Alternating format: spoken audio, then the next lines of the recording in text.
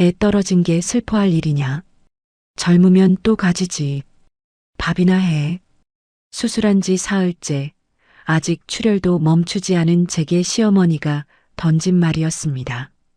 저는 국자를 내려놓고 시어머니를 똑바로 바라봤습니다. 그럼 당신 아들이 죽어도 슬퍼하지 마세요. 그날 밤 저는 안방 문을 잠그고 울다 잠들었습니다. 다음 날 아침 핸드폰을 확인한 순간 온몸에 소름이 돋았습니다. 시어머니의 부재중 전화 99통. 같은 집에 있으면서 밤새 99번을 건 겁니다. 저는 그때 몰랐습니다. 그 99통이 분노가 아니라 미안하다는 말을 할 줄 몰랐던 한 여자의 가장 서툰 신호였다는 것을. 오늘의 사연 시작해 보도록 하겠습니다. 병원 복도의 하얀 형광등이 제 눈을 찔렀습니다. 임신 12주 아침에 화장실에서 속옷에 묻은 피를 발견한 저는 재원의 차에 올라타 산부인과로 달려갔습니다. 접수를 마치고 진료실에 들어가자 의사가 초음파 기계를 제 배에 대고 한참을 움직였습니다. 화면 속 까만 공간 안에서 아무것도 뛰지 않았습니다. 심장 박동이 확인되지 않습니다. 계류 유산이에요. 의사가 초음파 기계를 내려놓으며 말했습니다. 저는 그 말이 귀에 들어오는데 머리가 받아들이지 못했습니다. 재원이 제 손을 잡았는데 재원의 손도 떨리고 있었습니다. 수술 일정을 잡아야 합니다. 내일 오전에 가능하세요? 간호사가 서류를 내밀며 물었습니다. 저는 떨리는 손으로 수술 동의서에 이름을 적었습니다. 12주 동안 태명을 지어주고 초음파 사진을 냉장고에 붙여놓고 잠들기 전마다 배를 쓰다듬던 그 시간이 눈앞에서 한꺼번에 쏟아졌습니다. 수술대 위에 올라가서도 눈물이 멈추지 않았습니다. 수술은 30분 만에 끝났습니다. 마취에서 깨어났을 때 재원이 회복실 옆 의자에 앉아 있었습니다. 괜찮아. 다 끝났어. 재원이 제 이마를 쓸어내리며 말했습니다. 다 끝났다는 말이 위로가 아니라 선고처럼 들렸습니다. 의사는 수술 후 최소 일주일은 무리한 활동을 삼가고 출혈이 완전히 멈출 때까지 쉬라고 당부했습니다. 재원은 회사에 이틀간 가족돌 봄휴가를 냈다고 했습니다. 다음 날 퇴원 수속을 밟으면서 저는 이제 시댁으로 돌아가야 한다는 사실에 발이 떨어지지 않았습니다. 시댁 현관문을 열자 거실 소파에 앉아 TV를 보던 시어머니와 눈이 마주쳤습니다. 왜 이렇게 늦었어? 밥은 먹었고? 시어머니가 TV에서 눈을 떼지 않은 채 물었습니다. 저는 아직 아랫배가 아프니 방에 좀 눕겠다고 말하고 안방으로 들어가 이불을 뒤집어 썼습니다. 재원이 거실로 나가 어머니에게 상황을 설명하는 소리가 문 너머로 들려왔습니다. 뭐, 유산했다고? 시어머니의 목소리가 높아졌습니다. 그래서 밥은 누가 하냐? 그 한마디가 이불 속까지 파고들었습니다. 저는 베개에 얼굴을 묻고 소리 없이 울었습니다. 수술 후 사흘째 되던 날이었습니다. 출혈이 줄어들긴 했지만 몸은 여전히 무거웠습니다. 그래도 부엌에 아무도 서지 않으니 제가 나가야 했습니다. 국이라도 끓여놓으려고 억지로 일어나 부엌에 섰는데 시어머니가 뒤에서 다가왔습니다. 은서야. 시어머니가 팔짱을 끼며 저를 불렀습니다. 애 떨어진 게 슬퍼할 일이냐. 젊으면 또 가지지. 밥이나 해. 저는 국자를 잡은 손이 굳어지는 걸 느꼈습니다. 12주 동안 뱃속에 품었던 아이, 태명을 불러주던 밤, 초음파 사진 속 작은 콩알 같던 모습이 한꺼번에 눈앞을 지나갔습니다. 참고 있던 것이 터졌습니다. 저는 국자를 내려놓고 시어머니를 똑바로 바라봤습니다. 그럼 당신 아들이 죽어도 슬퍼하지 마세요. 시어머니의 눈이 커졌습니다. 저는 그 자리에서 돌아서 안방으로 들어가 문을 잠갔습니다. 뭐라고? 인연이 지금 시어미한테. 시어머니가 거실에서 고함을 질렀습니다. 퇴근하고 돌아온 재원에게 시어머니가 소리를 높이는 게 들렸습니다. 재원아, 네 마누라가 나한테 당신 아들이 죽어도 슬퍼하지 말라고 했어. 시어미한테 그런 말을 해? 재원이 어머니를 달래는 듯한 낮은 목소리가 웅웅거렸습니다. 하지만 제 방문을 두드리지는 않았습니다.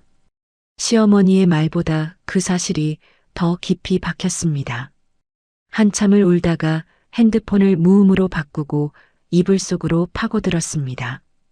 방문 앞에서 시어머니가 문을 두드리며 나오라고 하는 소리가 들렸습니다.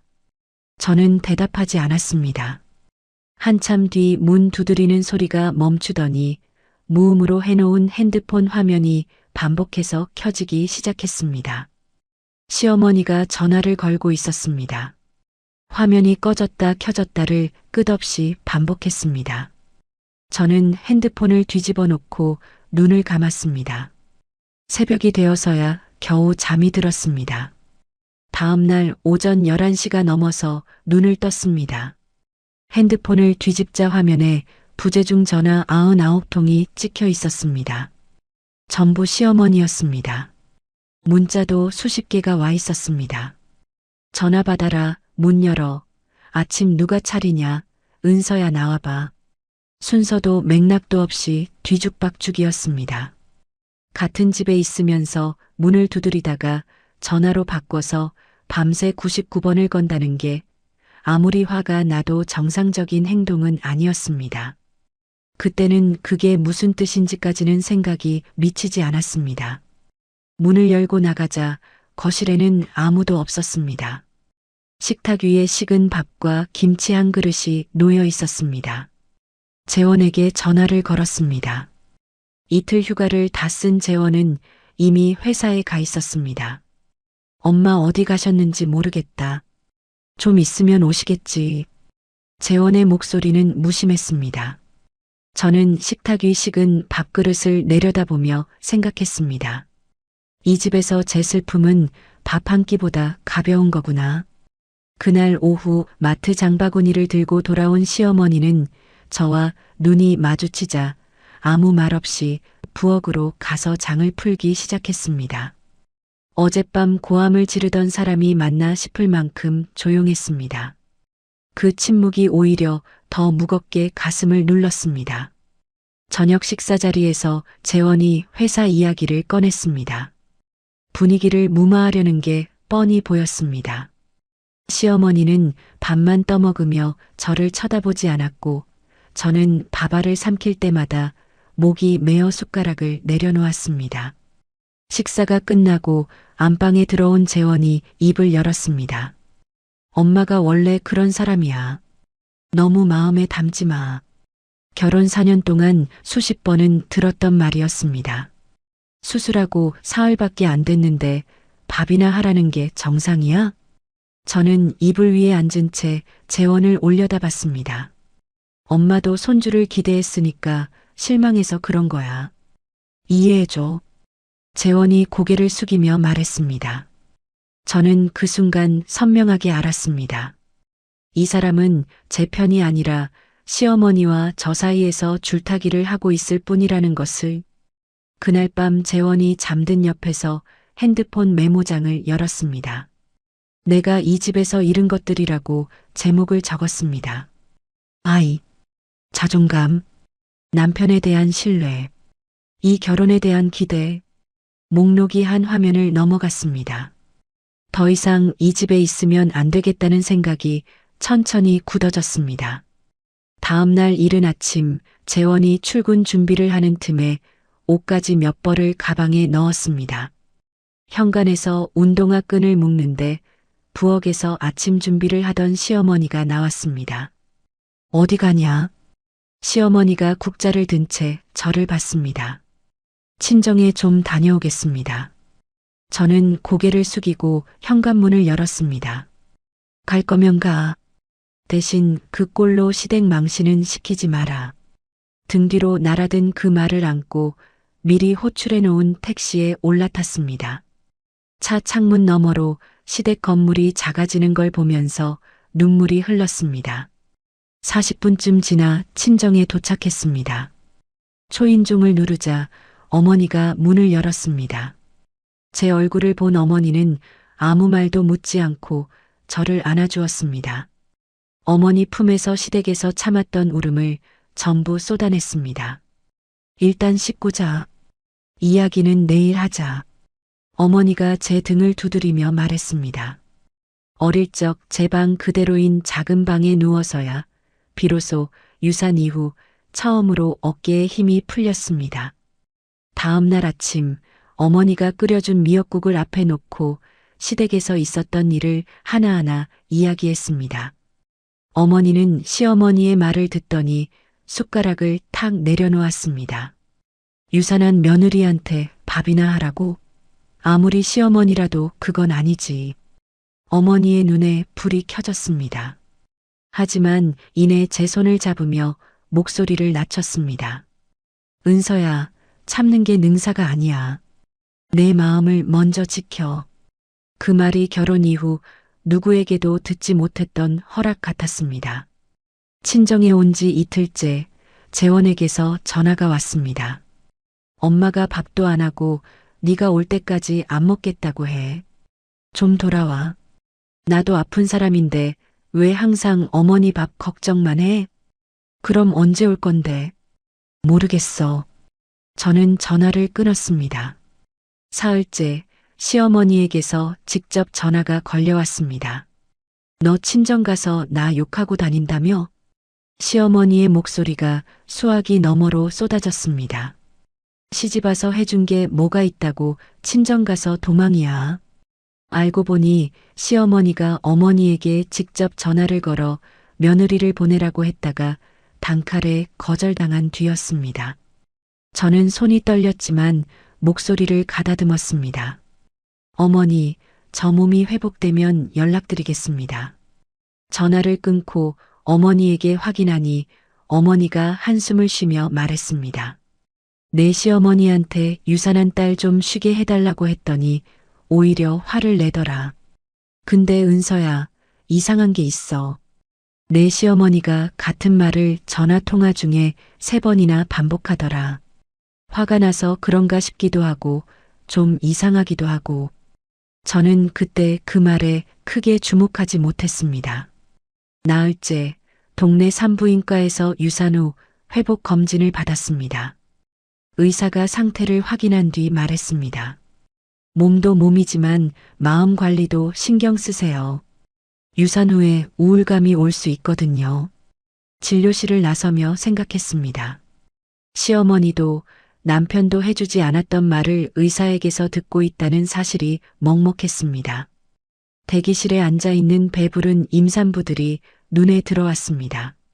심장이 쪼그라드는 것 같아 고개를 숙이고 빠르게 병원을 빠져나왔습니다.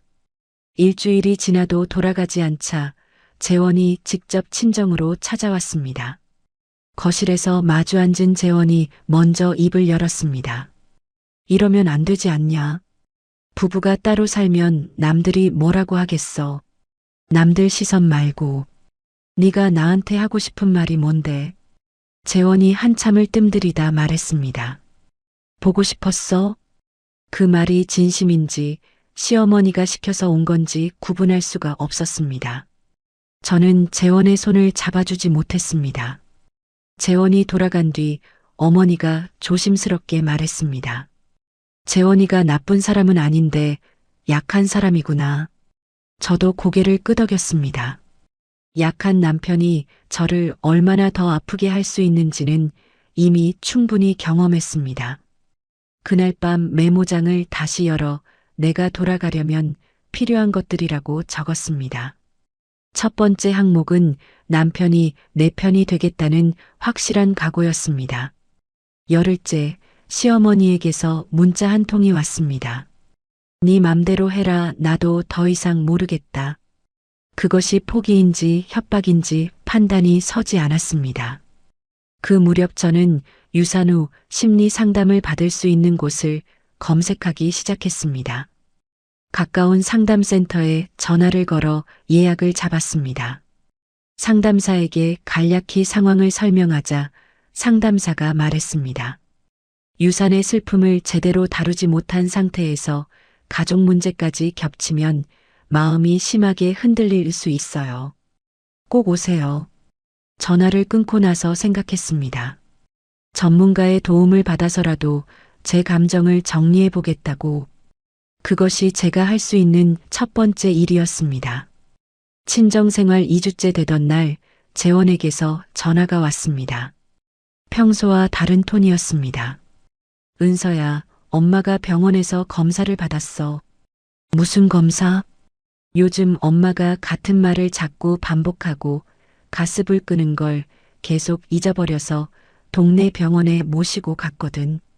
거기서 큰 병원 가보라고 해서 대학병원에 갔는데 재원이 말을 끊었다가 이어갔습니다.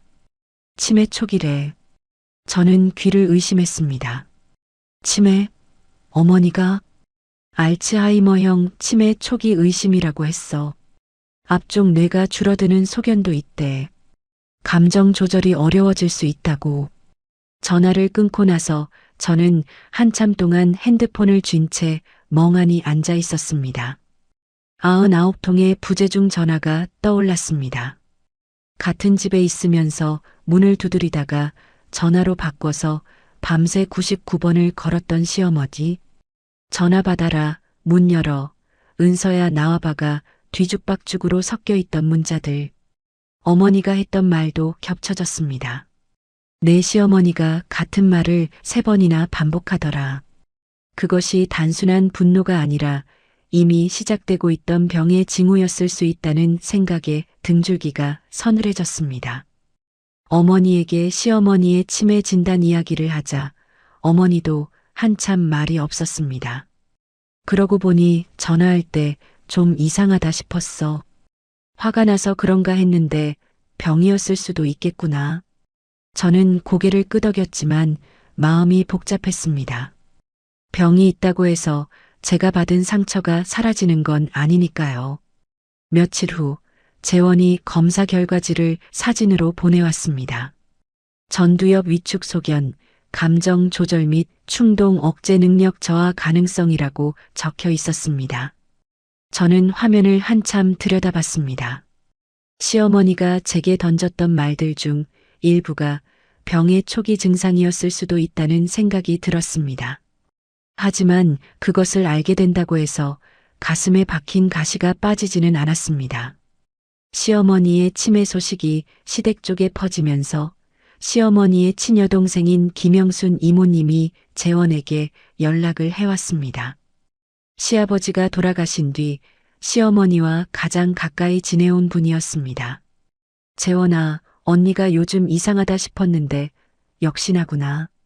근데 며느리가 친정 가서 안 돌아온다며? 이럴 때 옆에 있어야지. 재원을 통해 그 말을 전해 들은 저는 이를 악물었습니다. 결국 시어머니 돌봄의 책임이 저에게 돌아올 거라는 뜻이었으니까요. 다음 날 영순 이모님이 직접 제게 전화를 걸어왔습니다. 은서야, 큰언니가 병이 있는 거였어. 내 마음이 아프겠지만 이해해줘라. 이모님, 저도 유산 수술 후에 아직 몸을 추스르고 있는 상황입니다. 이모님이 잠시 말을 멈췄다가 이어갔습니다. 그래, 내 몸도 중요하지. 근데 재원이 혼자서는 못 돌보니까 빨리 돌아와야지. 전화를 끊고 나서 주먹을 불끈 쥐었습니다. 이 집안에서 제 고통은 항상 뒷순서구나. 첫 상담 날이 왔습니다. 상담센터 소파에 앉아 유산부터 시어머니의 폭언, 남편의 방관, 99통의 전화, 치매 진단까지를 순서대로 이야기했습니다. 1시간 동안 멈추지 않고 쏟아냈습니다. 상담사가 건넨 말은 이것이었습니다. 은서 씨, 이 모든 상황에서 은서 씨 자신의 감정은 어디에 있었나요? 저는 아무 대답도 할 수 없었습니다.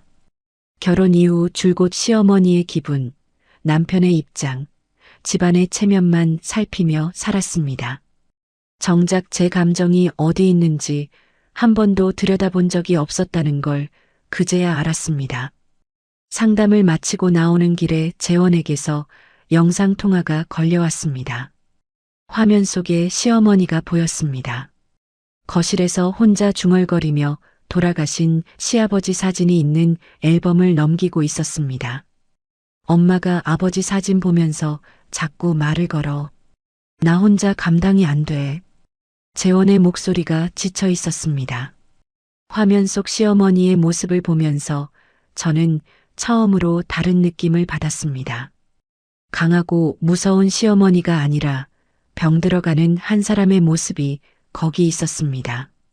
그 주말 영순 이모님이 시어머니를 데리고 병원에 다녀왔다는 소식이 재원을 통해 전해졌습니다. 이모가 그러는데 엄마가 차에서 갑자기 은서한테 미안하다고 했대. 뭐? 이모가 뭐가 미안한 건지 물어봤는데 모르겠다고 했대. 시어머니가 미안하다는 말을 입에 올린 건 제가 아는 한 처음이었습니다. 그게 병 때문에 나온 말인지 진심인지 알 수 없었습니다. 하지만 가슴 한쪽이 미세하게 흔들리는 건 어쩔 수 없었습니다. 두 번째 상담에서 시어머니의 그 말을 꺼냈습니다. 치매 초기에는 평소 꾹 눌러놓았던 감정이 올라오는 경우가 있어요. 진심일 수도 있습니다. 상담사가 잠시 멈추었다가 덧붙였습니다. 하지만 그것과 별개로 은서 씨가 돌아갈지 말지는 은서 씨의 준비 상태에 달린 문제예요. 누군가의 사정 때문에 끌려가는 건 안 됩니다. 그 말에 비로소 기준이 생겼습니다. 내가 준비됐을 때 내 결정으로 돌아가야 한다. 같은 시기 상담사가 시어머니에 대해 더 알아보는 게 도움이 될 수 있다고 했습니다. 저는 영순 이모님에게 전화를 걸어 시어머니의 젊은 시절에 대해 조심스럽게 물었습니다. 이모님은 한참 망설이다가 입을 열었습니다. 사실 언니도 젊었을 때 아이를 3번이나 잃었어. 네. 그때 시어머니, 그러니까 너한테는 시할머니지. 그분이 울 시간에 일이나 해라고 했대. 언니는 그때부터 울지 않았어. 아예 감정을 닫아버린 거야. 이모님이 한숨을 쉬며 말을 이었습니다. 언니가 너한테 한 말 있잖아. 그거 그때 시어머니한테 들었던 말이랑 똑같았을 거다. 전화를 끊고 저는 한참 동안 아무것도 할 수 없었습니다. 애 떨어진 게 슬퍼할 일이냐. 그 말이 30년 전 시어머니 자신이 들었던 말의 복사본이었다는 걸 알았습니다. 상처가 대물림되고 있었습니다. 시어머니를 당장 용서할 수 있는 건 아니었습니다. 하지만 그 말이 어디에서 비롯된 건지를 알게 된 것만으로도 제 안에서 무언가가 조금씩 움직이기 시작했습니다. 친정생활 한 달째 되던 날, 저는 재원에게 전화를 걸었습니다. 우리 부부 상담 받자. 부부 상담? 우리가 무슨 문제 부부라고 상담까지 받아. 그게 내가 돌아갈 수 있는 유일한 조건이야. 재원이 한참 동안 아무 말이 없었습니다. 상담 안 받을 거면 나도 이 결혼 유지할 자신 없어. 알겠어. 내가 알아볼게. 전화를 끊고 나서 손이 떨렸습니다. 하지만 처음으로 이 관계에서 제가 조건을 내걸었다는 사실에 가슴이 뜨거웠습니다. 일주일 뒤 첫 부부 상담이 시작되었습니다. 상담실 소파에 나란히 앉은 저와 재원 사이에 묘한 거리감이 있었습니다. 상담사가 물었습니다. 두 분 각자 결혼 생활에서 가장 외로웠던 순간이 언제였나요? 저는 먼저 입을 열었습니다. 유산수술 다음 날이요. 시어머니가 밥이나 하라고 소리쳤는데 남편은 제 방문을 한 번도 두드리지 않았어요. 그 밤이요. 상담사가 재원을 바라봤습니다. 재원은 한참 동안 말을 잇지 못하다가 고개를 숙이며 입을 열었습니다. 나는 엄마와 은서 사이에서 어떤 말을 해도 한쪽이 상처받을 것 같아서 아무것도 못했어. 상담사가 천천히 말했습니다. 재원 씨, 아무것도 안 하는 것도 하나의 선택이에요. 그 선택이 아내에게는 방관으로 느껴졌다는 걸 이해하셔야 합니다. 재원의 눈이 붉어졌습니다. 결혼 후 처음으로 이 사람의 진짜 속마음을 듣는 기분이었습니다.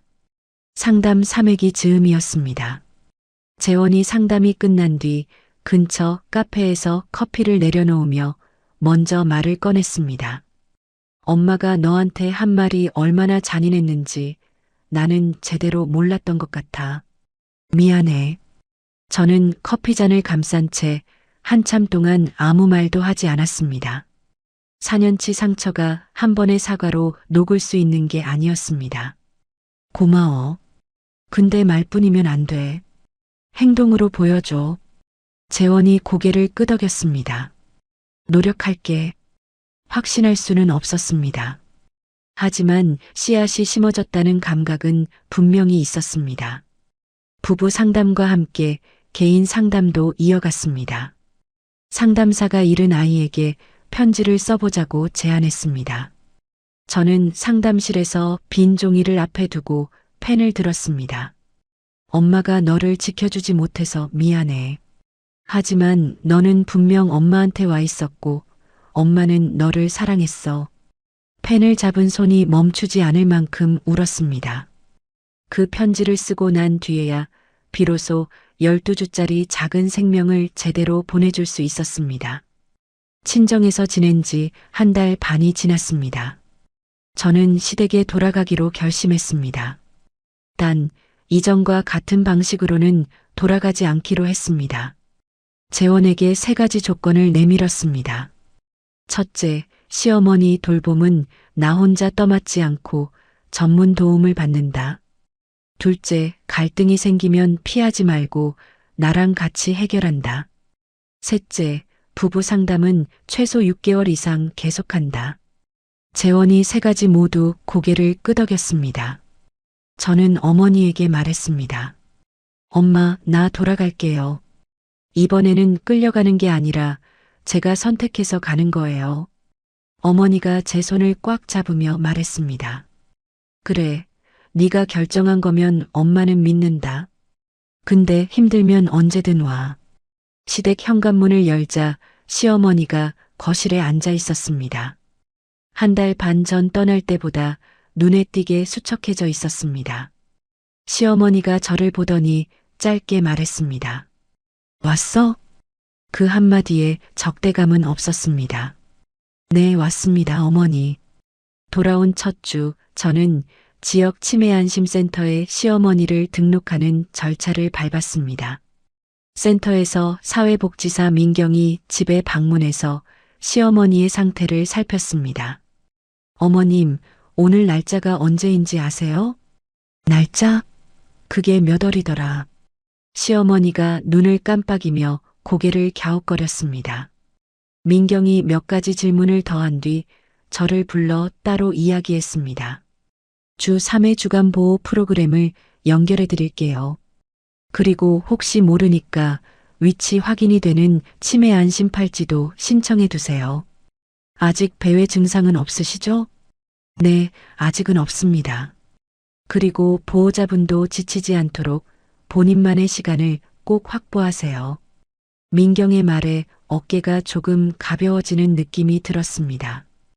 혼자 다 감당해야 한다는 압박감이 줄어들었습니다. 시어머니가 주간보호센터에 다니기 시작하면서 낮 시간에 여유가 생겼습니다.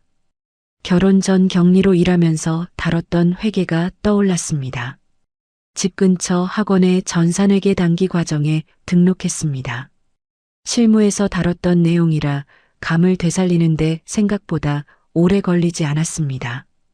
재원도 주말마다 시어머니를 직접 돌보며 제가 학원에 갈 수 있도록 시간을 만들어줬습니다. 어느 날 시어머니가 주간보호센터에서 돌아와 식탁에 앉았습니다.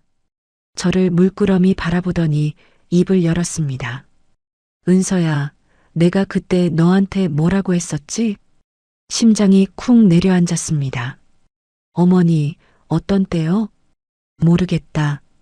근데 내가 너한테 나쁜 말 했던 것 같은데. 시어머니의 눈이 흐릿하게 흔들렸습니다. 기억은 흩어지고 있었지만 며느리에게 나쁜 말을 했다는 감각만큼은 어딘가에 남아있는 듯 했습니다. 괜찮아요, 어머니. 그날 밤 재원에게 시어머니의 말을 전했습니다. 재원이 소파에 앉은 채 두 손으로 얼굴을 감쌌습니다. 엄마가 너한테 했던 말들, 내가 그때 막았어야 했는데, 과거를 되돌릴 수는 없어. 지금부터 달라지면 돼.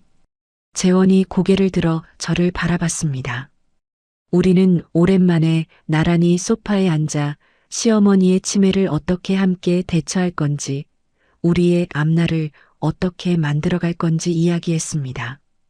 결혼 4년 만에 처음으로 같은 방향을 보고 있다는 느낌이 조심스럽게 피어올랐습니다. 시댁에 돌아온 지 석 달이 지났습니다. 부부 상담은 10회기를 넘겼고 재원은 눈에 띄게 달라졌습니다. 어느 저녁 식사 중에 시어머니가 반찬을 젓가락으로 뒤적이며 말했습니다. 이거 누가 했어? 맛이 없다. 예전에 재원이었으면 못 들은 척 고개를 숙였을 겁니다. 재원이 젓가락을 내려놓으며 말했습니다. 엄마, 은서가 정성껏 한 거야. 맛있게 드세요. 시어머니가 입을 삐죽거렸지만 더 이상 말하지 않았습니다. 사소한 한마디였지만 4년 동안 목말라 있던 한 모금의 물 같았습니다. 시어머니의 치매는 약과 주간보호 프로그램 덕분에 급격히 나빠지지 않고 유지되고 있었습니다. 컨디션이 좋은 날에는 시어머니가 저와 함께 부엌에 앉아 콩나물을 다듬기도 했습니다. 은서야, 네 시아버지 살아있을 때는 이 사람이 콩나물국을 참 좋아했어. 시어머니가 콩나물 머리를 똑똑 떼어내며 말했습니다. 그래요? 아버님이 콩나물국을 좋아하셨어요? 응. 맨날 끓여달라고 했어. 귀찮게. 시어머니가 작게 웃었습니다. 이 사람과 이렇게 조용히 부엌에 나란히 앉아 있는 날이 올 줄은 몰랐습니다. 완벽한 화해는 아니었지만 같은 공간에서 숨 쉬는 것이 고통이 아닌 시간이 찾아온 것만으로 충분했습니다. 그 즈음 제 몸에 변화가 왔습니다. 생리가 2주째 늦어지고 있었습니다. 설마 하는 마음으로 약국에서 임신 테스트기를 사왔습니다. 화장실 변기 뚜껑 위에 올려놓고 기다렸습니다. 두 줄이 선명하게 떴습니다. 기쁨보다 공포가 먼저 밀려왔습니다. 지난번 일이 머릿속을 스쳤습니다. 떨리는 손으로 테스트기를 들고 거실로 나갔습니다. 재원아. 재원이 소파에서 고개를 돌렸습니다. 저는 테스트기를 재원 앞에 내밀었습니다. 재원이 두 줄을 확인하고는 벌떡 일어나 저를 꼭 안았습니다. 이번에는 내가 무조건 지킬게. 재원의 팔에 안겨서 눈을 감았습니다. 그 말을 믿고 싶었습니다. 산부인과에서 임신 6주 확인을 받았습니다. 의사가 초음파 화면을 가리키며 말했습니다. 여기 보이시죠? 심장 박동이 확인됩니다. 건강한 아기예요. 지난번에는 듣지 못했던 말이었습니다. 진료실을 나와 주차장에 세워둔 재원의 차에 올라타자마자 눈물이 터졌습니다. 왜 울어? 좋은 거잖아. 재원이 당황하며 제 어깨를 잡았습니다. 나도 알아. 좋은 거야. 근데 눈물이 나. 슬픔이 아니라 안도와 감사가 뒤섞인 눈물이었습니다. 재원과 상의 끝에 안정기에 들어갈 때까지 시어머니에게는 알리지 않기로 했습니다. 지난번 유산이 떠올라 조심스러울 수밖에 없었습니다. 매일 엽산과 철분제를 챙겨 먹으며 하루하루를 보냈습니다. 개인 상담에서 상담사에게 임신 소식을 전하자 상담사가 말했습니다. 축하해요. 하지만 지난 유산 기억이 불안으로 올 수 있으니 그때마다 꼭 이야기해 주세요. 이번에는 혼자가 아니라는 사실이 가장 큰 위안이었습니다. 임신 소식에 힘입어 자격증 공부에도 탄력이 붙었습니다. 학원 수업과 병행하여 준비한 끝에 전산회계 1급 시험에 합격했습니다.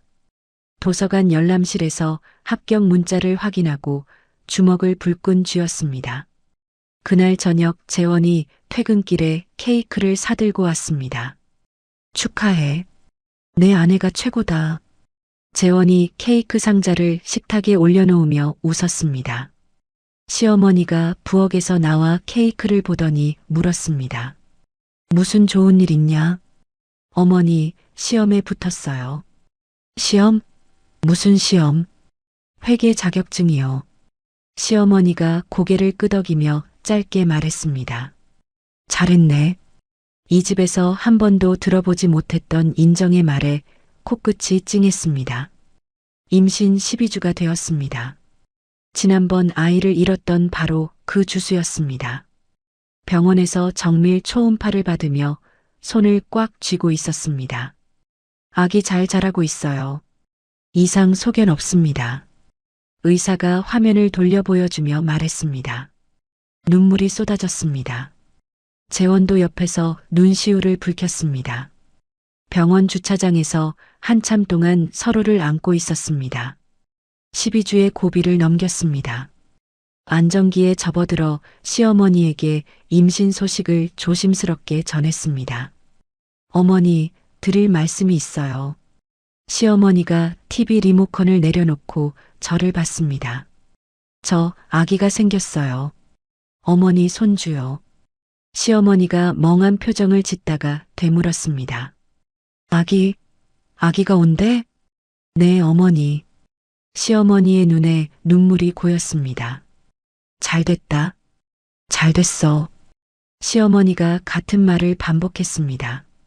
그 눈물이 기쁨인지 아니면 과거 자신이 잃었던 아이들의 기억이 떠오른 건지 알 수 없었습니다. 그날 저녁 시어머니가 갑자기 자기 방에서 낡은 보자기에 쌓인 꾸러미를 꺼내왔습니다. 보자기를 풀자 안에 작은 베넷 저고리 3벌이 들어 있었습니다. 하얗던 천이 누렇게 발에 있었습니다. 이거 내가 만들었는데 누구한테 주려고 했던 건지는 모르겠다. 시어머니가 베넷 저고리를 만지작거리며 말했습니다. 나중에 영순 이모님에게 확인하니 시어머니가 유산했던 새 아이를 위해 한 땀 한 땀 만들어서 30년 넘게 장롱 깊숙이 간직해온 것이었습니다. 그날 밤 베넷 저고리를 무릎 위에 올려놓고 한참을 바라봤습니다. 애 떨어진 게 슬퍼할 일이냐? 시어머니가 제게 던졌던 그 말이 다시 떠올랐습니다. 이제야 그 말의 뒷면이 보였습니다. 슬퍼하면 안 되는 게 아니라 슬퍼할 수 없었던 사람이 슬퍼하는 법을 몰랐던 거였습니다. 완전한 용서에는 아직 이르지 못했지만 왜 그런 말을 할 수밖에 없었는지를 조금은 이해하게 되었습니다. 배 위에 손을 올리며 다짐했습니다. 나는 이 대물림을 끊어내겠다고. 하지만 시어머니의 기억은 달마다 조금씩 흐려지고 있었고 제 임신은 이전 유산 때문에 고위험으로 분류되어 2주마다 검진을 받아야 하는 상태였습니다. 임신 24주 정기검진 날이었습니다. 의사가 초음파 화면을 보다가 표정을 굳혔습니다. 자궁경부가 많이 짧아져 있어요. 조산 위험이 높습니다. 머릿속이 하얘졌습니다. 지난 유산의 기억이 온몸을 휘감았습니다. 지금부터 절대 안정이 필요합니다. 입원을 권합니다. 진료실을 나와 복도 의자에 주저앉았습니다. 손이 떨려서 핸드폰을 제대로 잡을 수가 없었습니다. 재원에게 전화를 걸었습니다. 재원아, 나 입원해야 해. 조산 위험이 높대.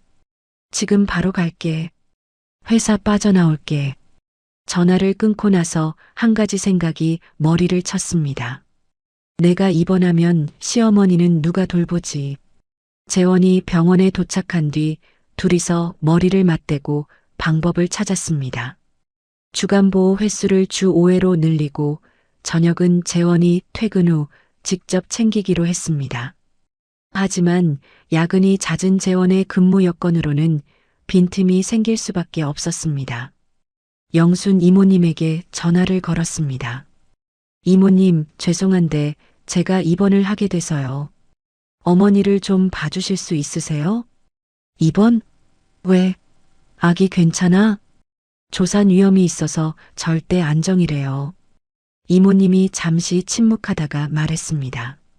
내가 매일은 어렵지만 일주일에 두세 번은 가서 볼게. 거기에 치매안심센터를 통해 주 2회 방문 요양보호사도 추가로 배정받았습니다.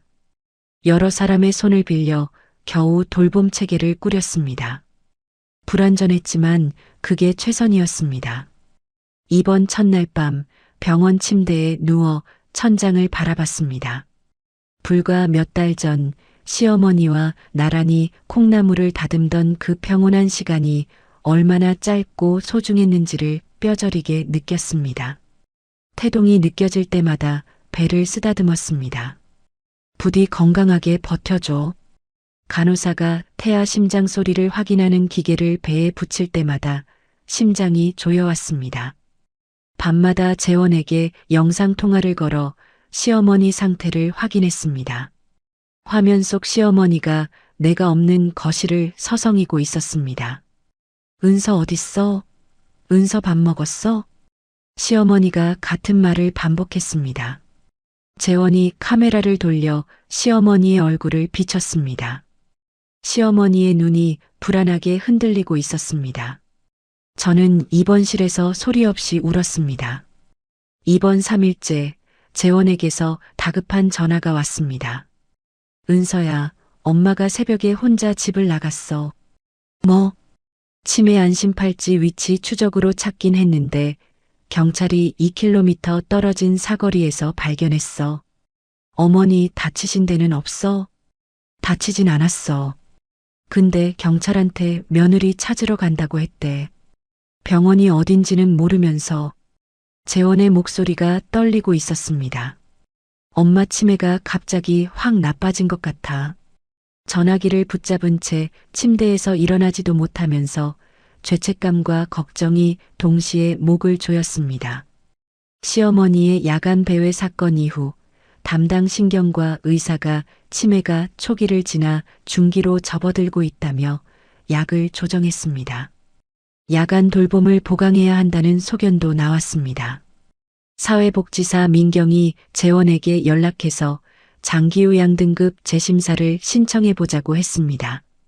밤에도 요양보호사가 들어올 수 있도록 등급을 올려야 한다는 거였습니다. 재원이 면회를 와서 말했습니다. 당장은 내 몸이 먼저야. 엄마 문제는 내가 알아볼게. 예전에 재원이었으면 저에게 해결을 떠넘겼을 겁니다. 이번에는 스스로 짊어지려 하는 모습이 고마웠습니다. 하지만 혼자 감당하다 재원마저 쓰러지면 어쩌나 하는 걱정이 겹쳤습니다. 입원 2주째 의사가 회진을 돌다가 저를 불렀습니다. 자궁경부 길이가 더 짧아졌어요. 수술이 필요합니다. 자궁 입구를 실로 묶어서 아기가 나오지 않도록 잡아주는 거예요. 수술 동의서를 내밀었습니다. 서명하려는데 손이 떨렸습니다. 지난번 유산 때 수술 동의서에 사인하던 기억이 겹쳤습니다. 하지만 이번에는 아이를 지키기 위한 수술이었습니다. 이를 악물고 이름을 적었습니다. 수술 전날 재원이 병실에 왔습니다. 제 손을 잡고 침대 옆에 앉았습니다.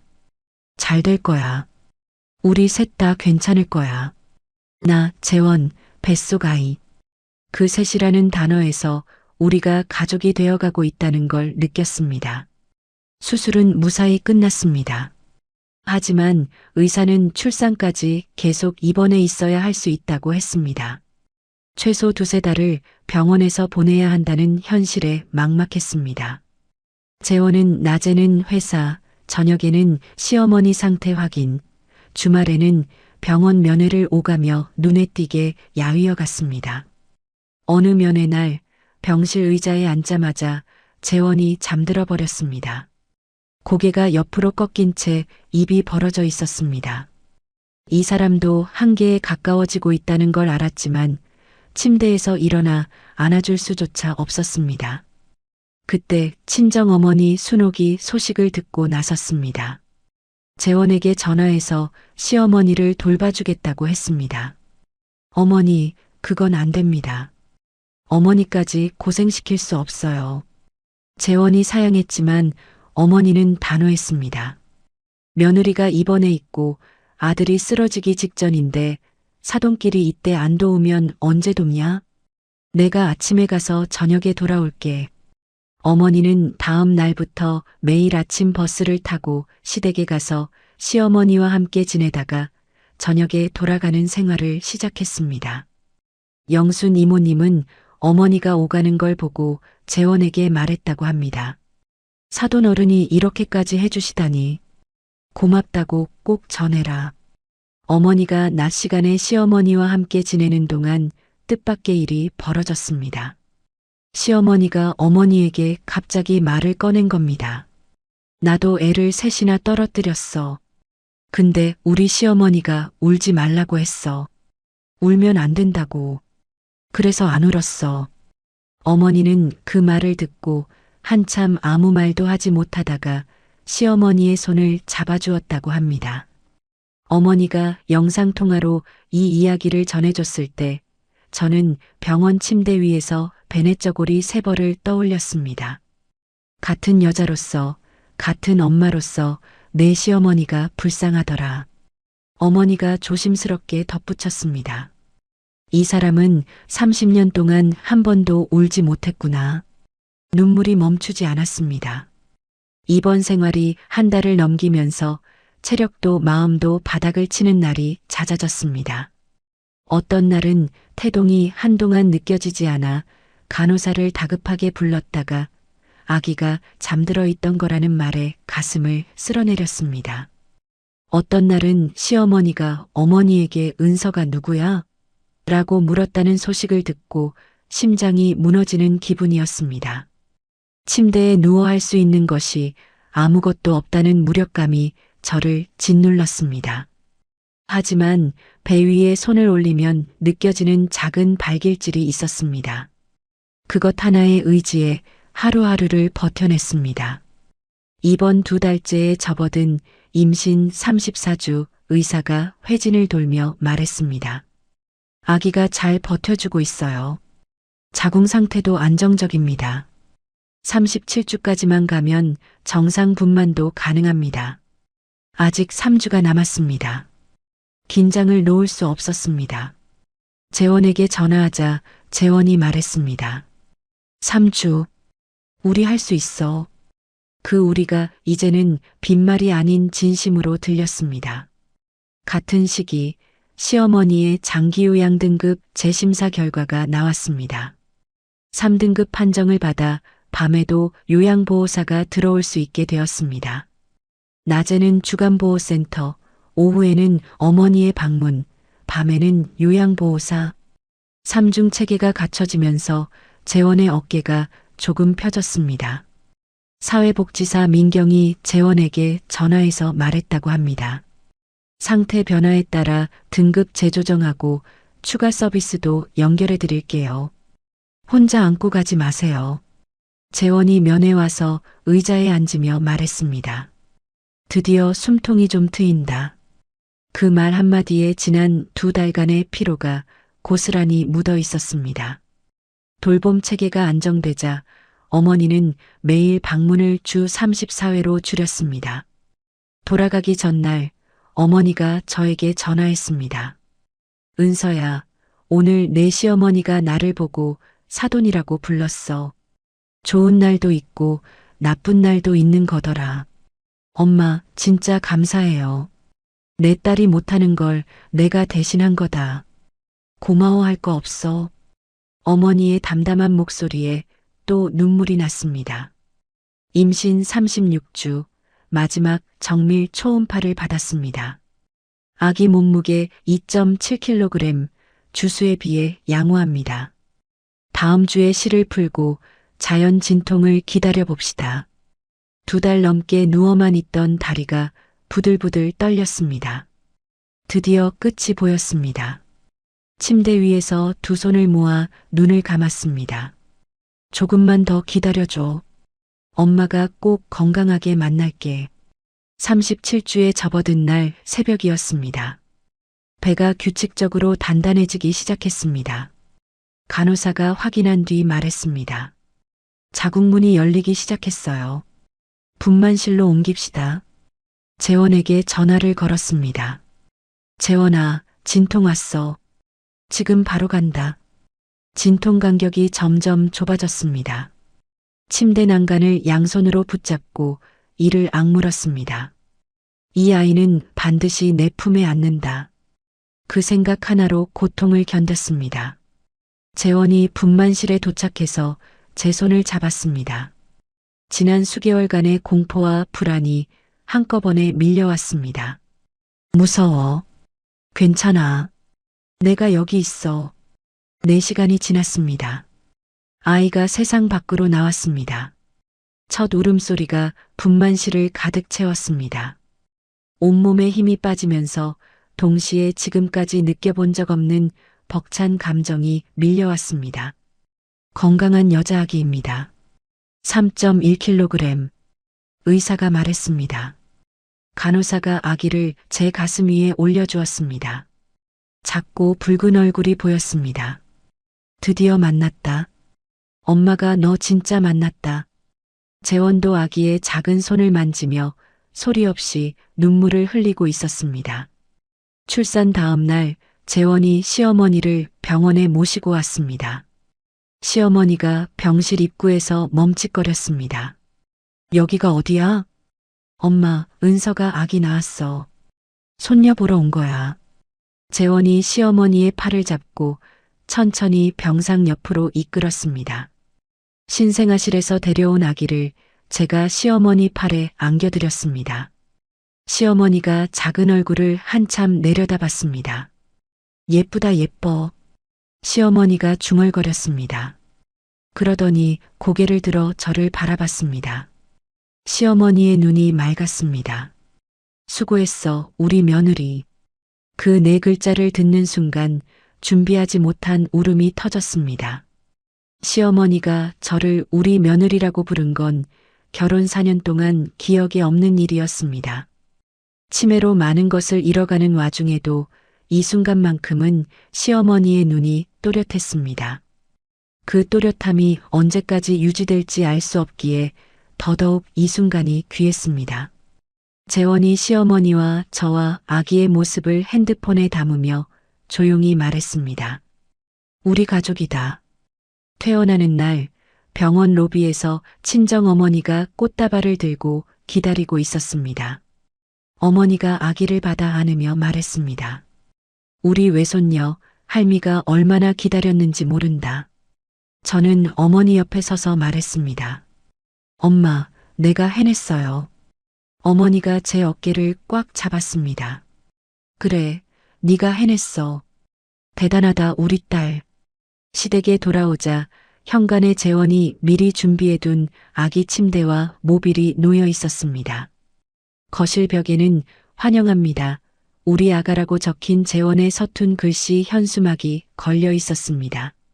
시어머니가 요양보호사의 부축을 받으며 거실에 앉아 있다가 저를 보고 말했습니다. 왔어? 몇 달 전 친정에서 돌아왔을 때와 똑같은 그 짧은 인사였습니다. 하지만 이번에는 전혀 다른 온도로 다가왔습니다. 네, 왔습니다, 어머니. 이 집이 처음으로 돌아오고 싶은 곳처럼 느껴지는 순간이었습니다. 그날 밤 아기에게 수유를 하다가 시어머니가 꺼내줬던 베네 저고리 3벌이 생각났습니다. 장롱에서 꺼내 아기 옆에 놓아봤습니다. 30년 전 시어머니가 잃어버린 아이들을 위해 만들었던 옷이 이제 이 아이 곁에 있었습니다. 잠든 아기 옆에 누워 속삭였습니다. 너 덕분에 이 가족이 이어지고 있어. 아이가 태어난 지 100일이 되던 날 우리는 작은 잔치를 열었습니다. 친정어머니, 영순 이모님, 사회복지사 민경까지 초대했습니다. 시어머니가 한복을 입고 거실 상석에 앉아 백일떡을 앞에 두고 환하게 웃었습니다. 모인 사람들 하나하나가 지난 1년간 이 가족을 붙잡아준 손들이었습니다. 시어머니가 아기를 안고 앉아 있다가 갑자기 물었습니다. 이 아기 이름이 뭐야? 재원이 시어머니 옆에 무릎을 꿇고 앉으며 말했습니다. 엄마 하은이잖아. 엄마가 지어준 이름이에요. 내가?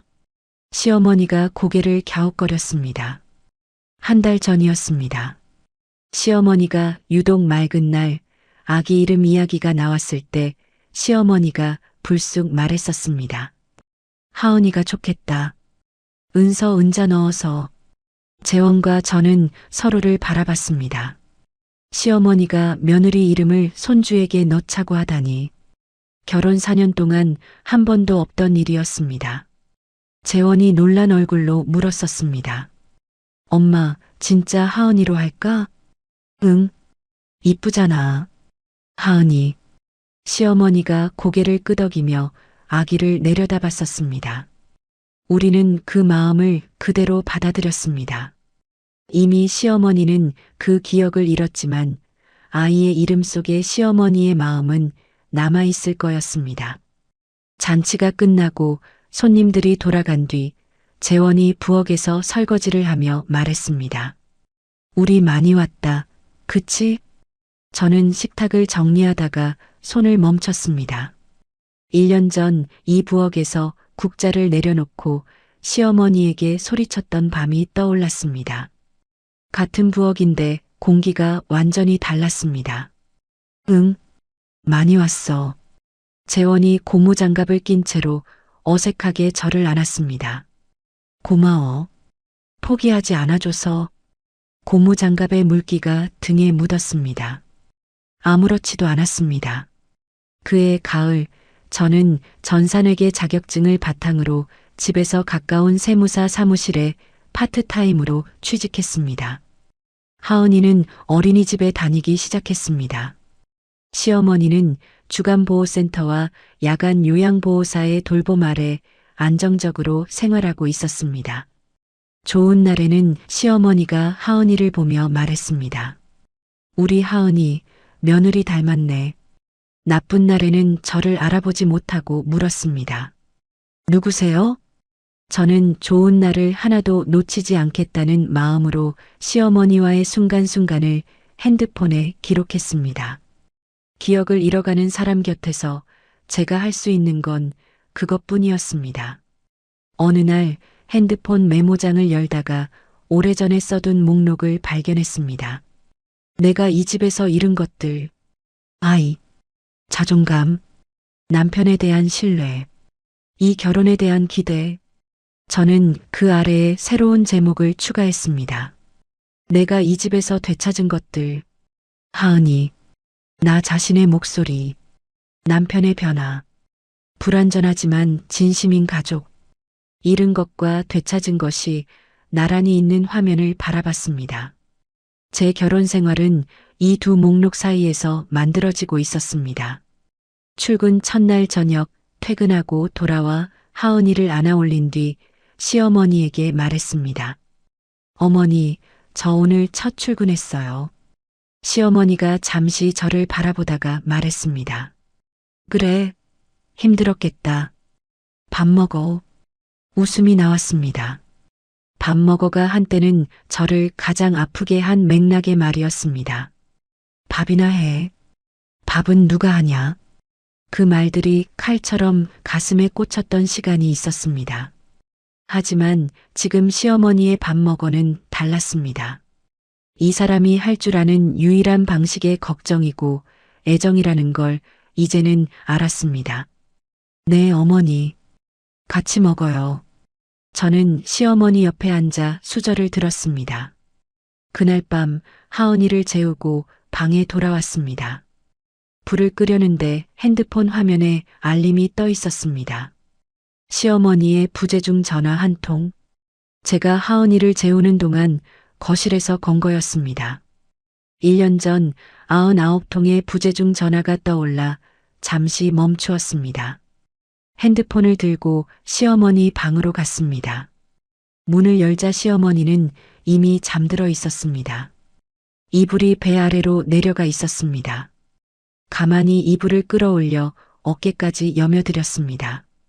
99통이든 한 통이든 이 사람은 자기 방식대로 저를 찾고 있었던 겁니다. 방으로 돌아와 침대에 누웠습니다. 천장을 바라보며 지난 1년을 되짚었습니다.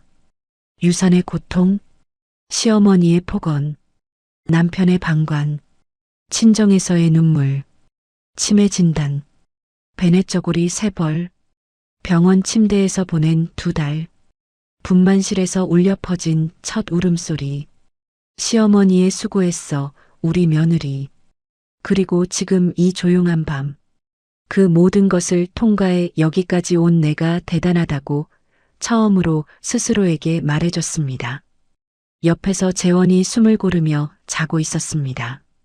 아기 침대에서 하은이가 새근새근 숨을 쉬고 있었습니다. 건너방에서 시어머니의 코 고는 소리가 희미하게 들려왔습니다. 3가지 숨소리가 뒤섞이는 이 밤은 완벽하지 않았습니다. 내일이면 또 좋은 날과 나쁜 날이 반복될 겁니다. 하지만 이 불완전한 일상을 지켜나가는 것이 제가 선택한 삶이었습니다. 눈을 감으며 마지막으로 이렇게 생각했습니다.